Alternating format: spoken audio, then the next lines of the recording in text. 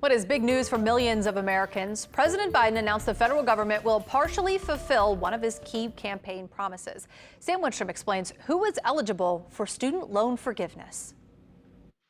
The White House threw a lifeline to student loan borrowers drowning in debt. President Joe Biden announced a plan to cancel thousands of dollars in student debt today. But who's getting the money?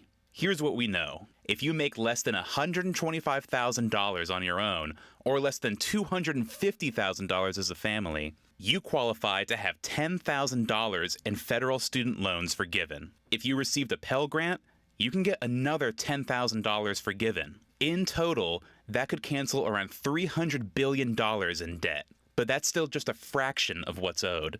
Something is too little, but I believe my plan is responsible and fair. It focuses the benefit on middle class and working families. So how did we get here? In the early 70s, it cost roughly $2,000 to get a 4-year degree. Today, it costs around $30,000. Over the same amount of time, students went from graduating with $1,000 in debt to around $30,000 on average. But wages for new graduates haven't kept up. Now, there's around $1.6 trillion in federal student loan debt in the U.S. Roughly $20 billion of that is right here in Louisiana, split between 596,000 borrowers. And while some of them may be celebrating, not everyone is happy with the president's plan. 83% of Americans have never taken a student loan? Senator Bill Cassidy called the president's plan a spit in the face to families without student loan debt that are struggling to get by. Those people who took student loans and made an effort to pay it back, sacrificing to do so, probably feel a little cheated right now.